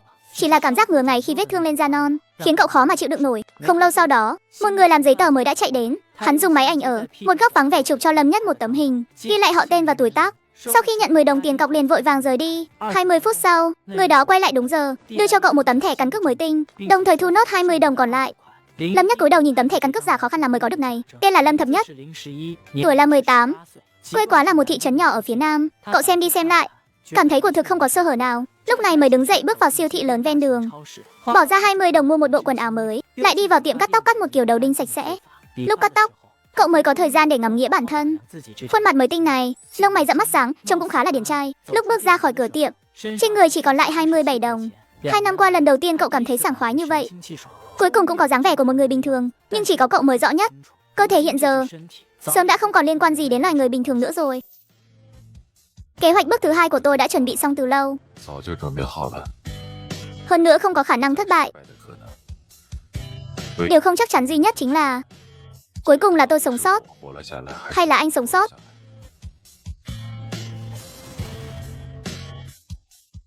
Hắn 2 năm trước đã hẹo rồi, nhưng cơ thể bị chôn dưới mộ vẫn không ngừng sinh trưởng. Để có được chất dinh dưỡng cho sự sinh trưởng đó, hắn điên cuồng hấp thụ những con vật nhỏ trong bùn đất xung quanh. Nhưng động vật nhỏ dù sao cũng có hạn, nên hắn lớn lên rất chậm. 2 năm thời gian trôi qua trong nháy mắt, hắn cuối cùng cũng mọc ra 2 cái chân cuối cùng. Thế là hắn bới lấp đất lên, từ trong mộ bò ra ngoài, để có thể sống như một người bình thường. Hắn trốn vào một tiệm đồ nướng làm phục vụ. Tuy nhiên cơ thể từ cõi hẹo trở về này dường như đang xảy ra một sự biến hóa nào đó. Da dẻ toàn thân trông thì mịn màng, nhưng thực tế lại cứng như một tấm thép. Ngay cả khi dùng dụng cụ làm bếp sạch một đường trên tay, cũng chỉ để lại một vệt trắng mà thôi. Trên người hắn chỉ duy nhất có một chỗ rất yếu ớt, đó chính là xương bả vai ở phía sau lưng. Bắt đầu từ một tuần trước, xương bả vai của Lâm Nhất bắt đầu ngứa ngáy khó chịu. Hơi tí là lại phải nhờ bạn bè gãi hộ. Gãi hộ tôi với, chỗ xương bả vai tôi không với tới được. Trương Vĩ là thiếu niên cậu quen biết trên xe khách lúc trước, cũng là người duy nhất trên thế giới này hiện nay của cậu. Một người bạn, tôi nói này cậu sắp biến thành người chim đấy à? Xương bả vai bên trái với xương bả vai bên phải, vị trí đối xứng như vậy. Đang gãi thì Trương Vĩ bỗng nhiên dừng lại. Ái chà, dường như gãi rách rồi. Cậu ta vội vàng rụt tay về, nhìn kỹ lại một chút, trong cái móng tay thế mà lại kẹp 3 sợi lông trắng. Lâm Nhất sững người tại chỗ, dường như đã nghĩ đến điều gì đó hay. Có chuyện gì to tát đâu chứ? Ngày mai đi bệnh viện kiểm tra là được rồi. Nhưng chỉ có Lâm Nhất mới tự mình biết rõ, ngoài việc xương bả vai trên lưng mọc ra lông trắng, ở vị trí khửu tay còn mọc ra 3 mảnh vảy trắng nhỏ xíu. Đợi Trương Vĩ đi rồi, cậu bóp lấy một mảnh rồi nghiến răng giật mạnh. Một dòng xì dâu nhỏ bắn ra ngoài, nhưng chưa đầy 2 giây dòng xì dâu đó liền ngừng chảy. Một mảnh vảy trắng khác lại trồi ra với tốc độ có thể nhìn thấy bằng mắt thường. Nhìn 3 mảnh nhỏ xíu này trên khửu tay, Lâm Nhất dịu dã ngồi bệt xuống đất. Bệnh này không chữa được sao? Chẳng lẽ mình sắp biến thành một con rắn trắng, hay là biến thành con gà trắng, hay là con nhím đầy gai?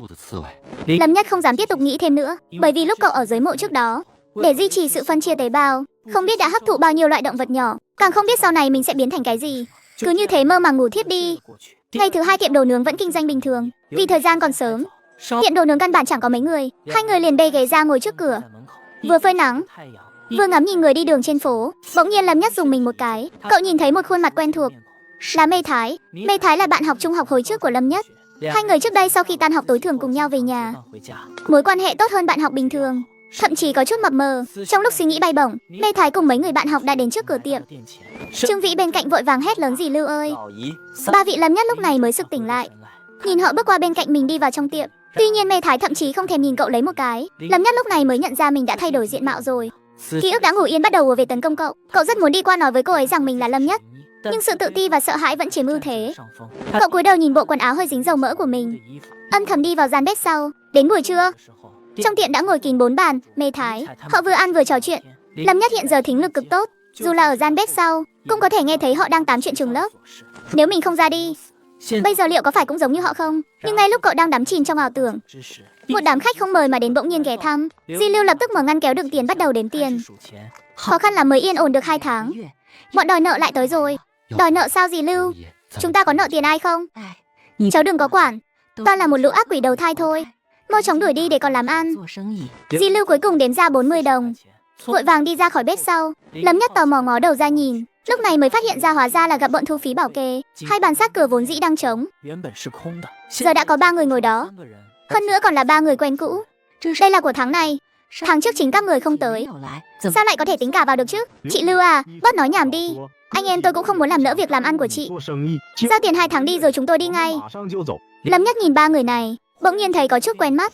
Đây chẳng phải là 3 tên lúc trước lừa cậu làm giấy tờ giả đó sao? Hóa ra 1 tháng không tới là vì lần trước bị cậu đánh cho nhập viện rồi. Lúc này Trường Vĩ bỗng nhiên chắn trước mặt dì Lưu.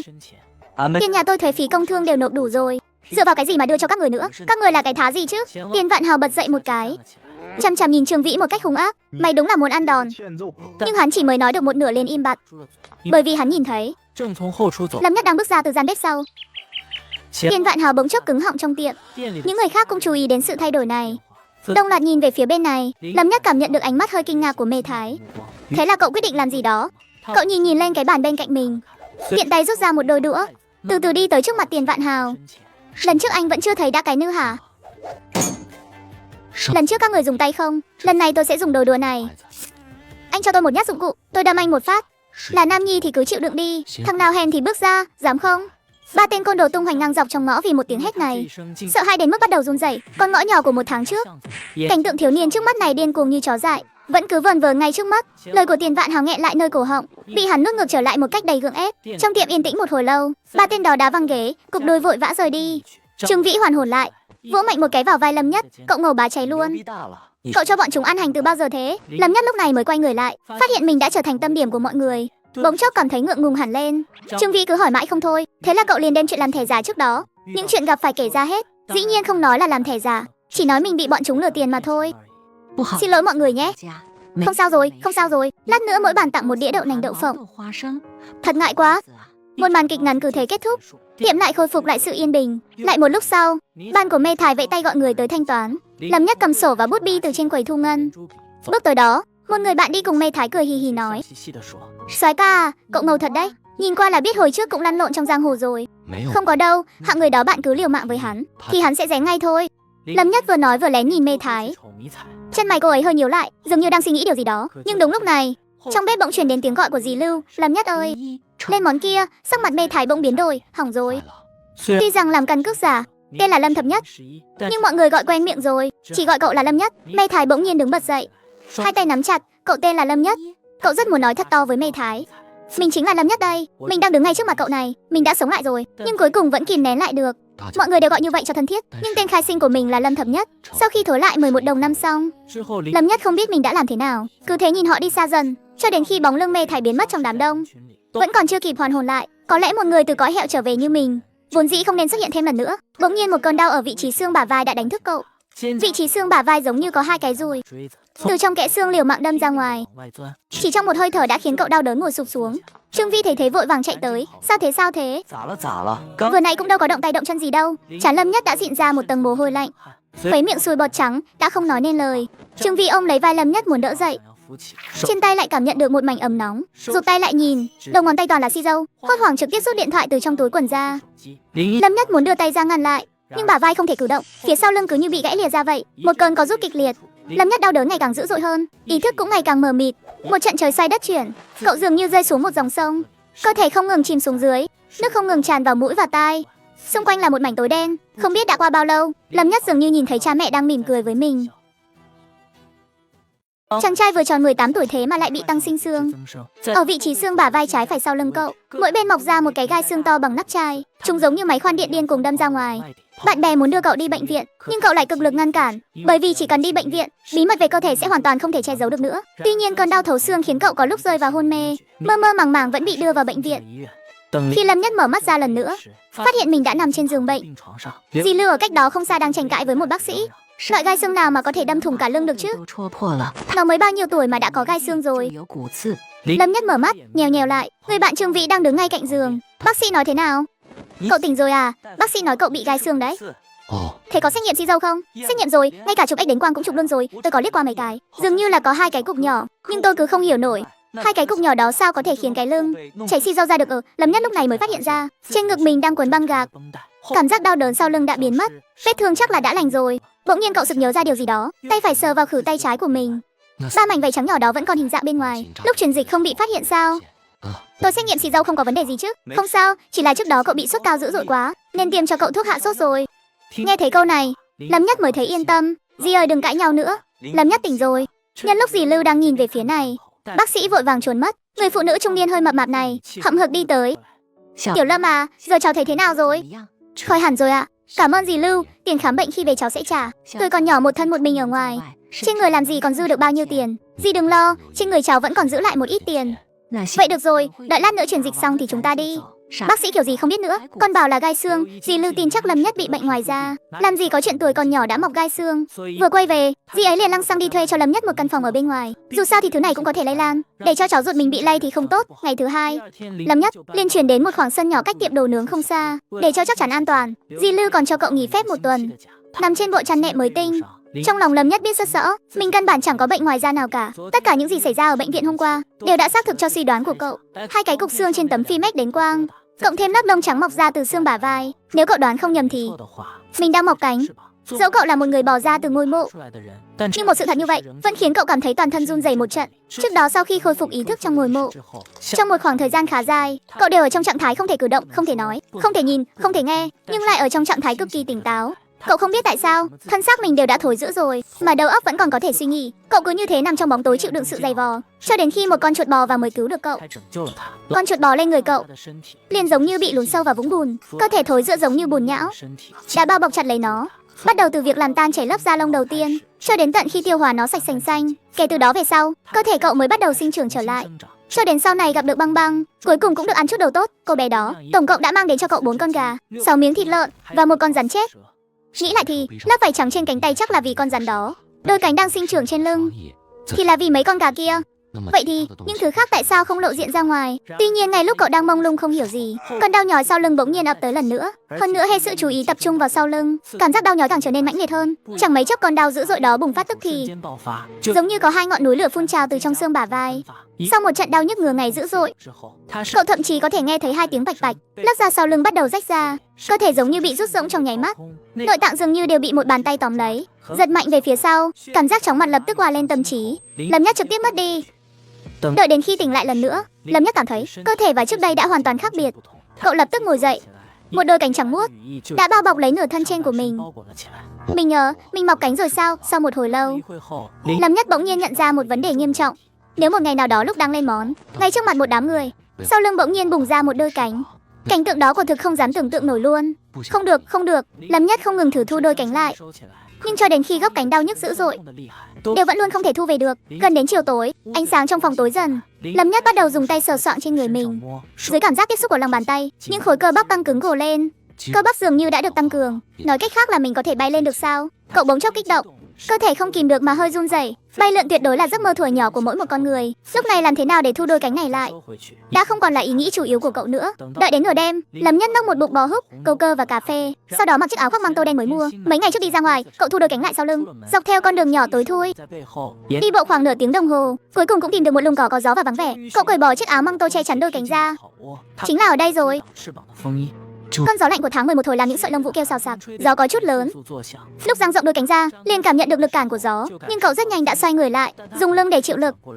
Lúc này liền cảm thấy hơi nhấc bổng lên rồi, giống như gió biển thổi vào cánh buồm. Gió lạnh vỗ vào đôi cánh của cậu. Thế là cậu bắt đầu nhẹ nhàng kiễng chân tại chỗ và thử vỗ cánh.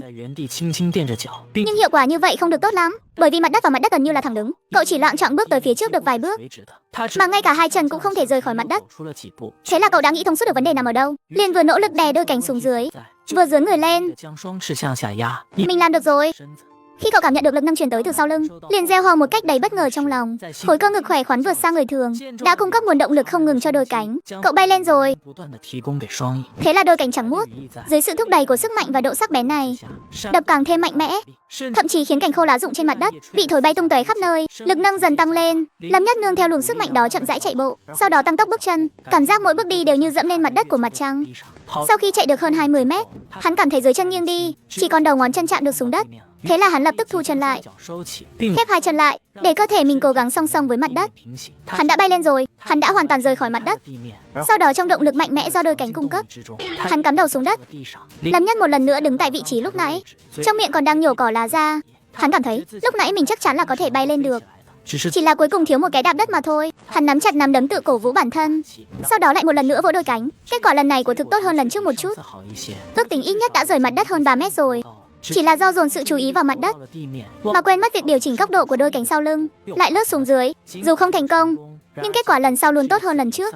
Thế là hắn thu cánh lại, đứng trên mặt đất hít sâu một hơi, không người tìm hướng gió rồi vỗ cánh, điều chỉnh bước chân theo nhịp điệu nhấp nhô của đôi cánh. Từ những bước sải dài lúc đầu đến bước nhỏ dồn dập lúc cuối, cơ thể càng lúc càng nhẹ nhàng, đồng thời còn phải chú ý phối hợp với sức mạnh lúc yếu. Mặt đất dưới chân càng lúc càng hư ảo. Nhân lúc lần chạm đất tiếp theo, chân phải đạp mạnh một cái, một luồng gió mạnh từ sau lưng truyền tới, phối hợp với lần phát lực này của hắn, liền vọt lên cao hơn 4 mét. Chúa ơi, trời đất ơi!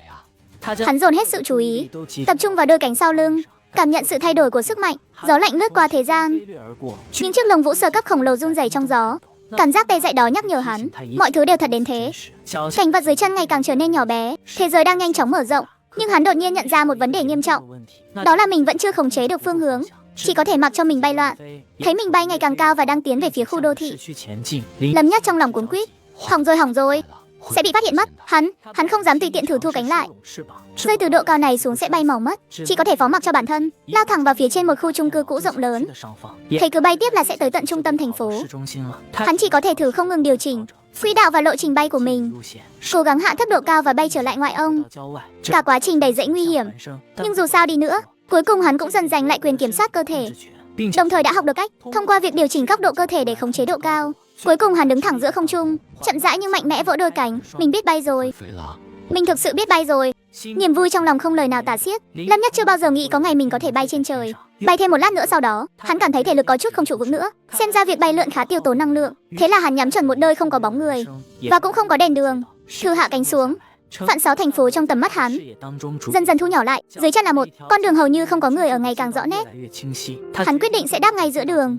Dù nơi đó tối đen như mực, nhưng trông cũng khá bằng phẳng. Độ cao ngày càng thấp, nhưng ngay khi hắn định điều chỉnh thăng bằng lần cuối, chuẩn bị hạ cánh, dưới một cột đèn đường bị hỏng, xuất hiện một bóng người. Hắn 2 năm trước vốn đã đăng xuất rồi, nhưng sau khi cơ thể được chôn dưới nấm mồ, lại vẫn không ngừng sinh trưởng. Vì ban đầu hắn ra đi do mắc bệnh ung thư, cơ thể dù đã thối rữa, nhưng tế bào vẫn không ngừng phân chia. 2 năm sau lại bò ra từ nấm mồ.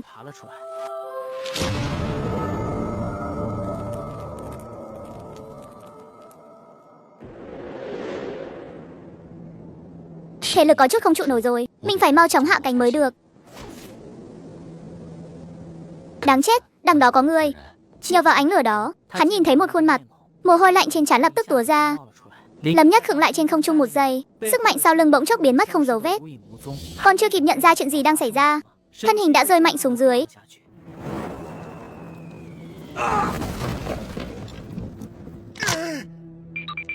Dưới ánh đèn đường, một cô gái thong thả đi tới. Tinh nghịch nói, bị dọa rồi à? Lâm Nhất ngay người nhìn thiếu nữ trước mắt. Cái quái gì thế này? Người bị dọa phải là cô mới đúng chứ? Lâm Nhất trợn tròn mắt nhìn cô, đột nhiên cảm thấy sau lưng lành lạnh. Lúc này mới phát hiện cánh của mình đã thu lại rồi. Lúc nãy cô thấy hết rồi sao? Anh biết bay sao? Nhưng bền bỉ như thế này thì khá hiếm thấy đấy. Tôi đúng là khá bền bỉ. Ngay sau đó hắn lại nhớ đến câu cuối của cô gái. Hiếm thấy, cô còn từng gặp người nào khác giống tôi sao? Cô gái nhìn hắn, bỗng nhiên mỉm cười. Nói vậy là anh chỉ có một mình, cũng không có người bạn nào giống mình sao? Lâm Nhất chấn động một chút, im lặng rất lâu, cuối cùng cũng hỏi ra miệng, cô cũng giống tôi sao? Cũng phải. Lâm Nhất giơ tay lên gãi đầu, mãi mà không tìm được một từ thích hợp để mô tả. Dị năng. Lâm Nhất vội vàng gật đầu, hi hi. Cũng có thể nói như vậy. Nếu anh cần tìm hiểu điều gì đó, hoặc muốn tìm vài người bạn, thì đến đây tìm tôi. Nói xong cô đưa tay ra, bùng ra một tấm danh thiếp màu trắng. Mảnh giấy nhỏ không bị ảnh hưởng bởi gió lạnh, bay vững vàng đến tay Lâm Nhất. Tôi tên là Vương San San. Nghĩ kỹ rồi thì có thể đến tìm chúng tôi. Hẹn gặp lại sau. Nói xong liền cất bước đi về phía đầu kia của con phố. Trên đường quay về, Lâm Nhất mới từ trạng thái chấn động khôi phục lại. Nhìn tấm danh thiếp trong tay, thấp thoáng cảm thấy toàn bộ chuyện này có chút kỳ lạ. Số lượng người gọi là dị năng giả chắc chắn sẽ không nhiều đâu nhỉ. Nếu không thì 18 năm trước đây của mình cũng chẳng gặp được lấy một người. Nhưng tại sao hôm nay lần đầu tiên bay lên lại đụng chúng cô ấy? Cô ấy cứ đứng mãi ở đây, cứ như đã tính toán chuẩn xác mình sẽ đáp xuống nơi này vậy. Không lẽ là đặc biệt đến bắt mình sao? Hắn cảnh giác nhìn quanh quất bốn phía. Thế nhưng ngoài tiếng gió và tiếng tạp vật lăn lóc thì không có chút bất thường nào. 5 giờ sáng, hắn một lần nữa quay lại bãi cỏ hoang lúc trước. Thấy xung quanh vẫn không có người, bèn thử vỗ cánh lần nữa. Có lẽ vì trước đó đã mọc ra một lần rồi. Đã định hình, lần này hắn đã thành công một cách rất dễ dàng. Lại thử cách thu cánh lại. Không ngờ lần này cũng vô cùng nhẹ nhàng. Cứ như ký ức bản năng đã khắc sâu vào xương tủy. Mình có thể bay rồi. 9 giờ sáng, Lâm Nhất xách một túi trái cây, đứng trước cửa tiệm Khải Tát băng điểm ốc ở góc phố. Vừa mới bước vào cửa, một luồng khí lạnh thấu xương ập thẳng vào mặt, khiến Lâm Nhất lạnh đến mức hắt hơi liên tục 2 cái. Bên cạnh chiếc bàn tròn gần cửa sổ, một cô gái hoạt bát mắt sáng lên, cười tươi trêu chọc: "Ô, San San, bạn trai cậu đến thăm cậu kìa." Còn mang theo cả một đống trái cây tình yêu nữa. Mã Tần Vũ, cậu tin là tớ chỉ nhiệt độ ở đây xuống 0 độ luôn không? Vương San San bưng cà phê nóng bước ra. Lâm Nhất lúng túng đặt túi trái cây xuống. Lần đầu đến thăm nên không biết mua gì thì tốt. Cô gái nheo mắt nhìn hai người họ. Vương San San đặt đồ trên tay lên bàn. Anh ấy chính là người hôm qua tớ kể với cậu đấy. Lâm Nhất, đúng. Lâm Nhất, đây là Mã Tân Vũ. Hai cô gái, trông đều khoảng 17, 18 tuổi, có được làn da mềm mại và gương mặt trắng ngần đặc trưng của lứa tuổi này. Một người hoạt bát đáng yêu, một người bình tĩnh điềm đạm, nhưng trên mặt đều nở nụ cười, tỏ ra rất hiếu khách. Anh ấy cũng giống chúng ta đều là người cùng một hội. Cùng một hội, Lâm Nhất ngẩn người. Vậy các cô không sợ bị người khác biết sao? Những người như chúng ta, người bình thường khá là khó chấp nhận nhỉ. Người bình thường họ hiếm khi biết được, bắt chính phủ thì biết. Lâm Nhất lập tức trở nên căng thẳng. Cô gái nheo mắt, đồng thời dùng ngón tay chỉ về phía Vương San San. San San còn nhận được trợ cấp đặc biệt từ chính phủ đấy. Lâm Nhất cảm thấy nhận thức của mình bỗng chốc bị đảo lộn hoàn toàn, vẻ mặt cũng trở nên nghiêm trọng. Nếu thực sự là như vậy, thì tôi có một vài chuyện không hiểu. Hy vọng các cô có thể giúp tôi giải đáp. Thế là hắn kể lại toàn bộ những chuyện đã xảy ra với mình, một cách ngọn ngành từ đầu đến cuối. Lúc này hắn phát hiện, ánh mắt hai cô gái nhìn hắn đã thay đổi, trở nên nghiêm túc hơn. Trường hợp của anh rất đặc biệt. Loại người như chúng ta, thực tế nhiều hơn anh tưởng rất nhiều. Trước đây anh từng gặp rất nhiều thiên tài đúng không? Ví dụ như kiểu người có trí nhớ siêu phàm, thể lực cực kỳ tốt, hay bẩm sinh có cảm thụ âm nhạc cực mạnh. Họ cũng được coi là có dị năng. Đúng vậy, nhưng những người này đều thuộc về huyết thống cấp D. Huyết thống cấp D sao? Người phương Tây là những người nghiên cứu mấy thứ này đầu tiên và chia thành các cấp anh B, C, D, em tổng cộng 5 cấp bậc. Giống như anh có thể mọc ra đôi cánh, có thể nhanh chóng chữa lành vết thương, thì chắc là thuộc về cấp C rồi. Nhưng đó chỉ là năng lực mô phỏng sinh học, chưa vượt qua các quy tắc vật lý. Vậy còn những thứ vượt qua quy tắc vật lý thì sao? Đó là sở hữu linh năng. Ví dụ như tôi có thể điều khiển luồng không khí từ hư không. Lâm Nhất nghe mà mắt sáng rực lên, nhưng ngay sau đó một câu nói của Vương San San lại khiến hắn như rơi vào hầm băng. Nhưng tôi chưa từng nghe nói có ai mắc bệnh ung thư sau khi hiệu mà vẫn có thể sống lại được. Lâm Nhất, nếu bị cấp trên phát hiện ra sự đặc biệt của anh, không ai biết họ sẽ làm ra chuyện gì đâu. Anh nhất định phải cẩn thận. Đêm tối, Lâm Nhất đang nằm trên giường, ánh mắt bỗng nhiên dừng lại ở bộ quần áo cũ bên cạnh giường. Đó là lúc gặp nạn đợt trước, được một ông chú ở trong làng nhỏ tặng, còn nhét cho hắn 50 tệ. Nghĩ đến đây, Lâm Nhất không khỏi thầm tự trách mình sâu sắc. Lúc đầu rõ ràng đã định sau này sẽ trả tiền, mà người ta cũng chẳng hỏi tên mình. Nhưng thời gian trôi qua lâu như vậy rồi, hóa ra bây giờ mới nhớ đến chuyện này. Hắn đứng tại chỗ nghĩ ngợi, tối nay phải ra ngoài một chuyến nữa. Nếu tối nay bay thuận lợi, thì cứ thế bay thẳng qua đó luôn. Dưới bầu trời sao đêm, một bóng đen lướt qua nhanh như cắt. Đúng vậy, chính là Lâm Nhất vừa mới học được cách bay. Trước ngực hắn đeo một cái túi nhỏ, trong túi nhỏ toàn là kẹo Shinigami, bay vút trên tầng không băng qua cả thành phố. Khu đô thị ánh đèn rực rỡ, dưới mắt biến thành từng khối, những ông vương phát sáng nhỏ bé. Bên ngoài thành phố là cánh đồng hoang hơi u tối. Con đường ra khỏi thành phố kéo dài ra bốn phía, đồng thời dần trở nên mờ nhạt, cuối cùng hòa vào đường cao tốc dưới ánh trăng sâu thẳm. Rẽ một vòng bên cạnh một ngọn núi nhỏ, một con đường tách ra từ khúc qua đó, chuyển hướng dẫn tới đỉnh núi phía tây bắc. Lâm Nhất nhìn xuống phía dưới, sau đó khẽ ngẩn người. Con đường rẽ ra đó vừa vặn đi qua hẻm núi giữa hai ngọn núi thấp. Ngay trên mặt đường đoạn hẻm núi đó, 3 chiếc xe tải hạng nặng thì có 2 chiếc đâm sầm vào đuôi nhau. Chiếc đi đầu tiên thì nằm chắn ngang trên mặt đường. Trên đường không còn ai đi lại, cũng không có tiếng kêu thảm thiết nào. Hắn lập tức nhận ra là đã xảy ra tai nạn xe cộ rồi.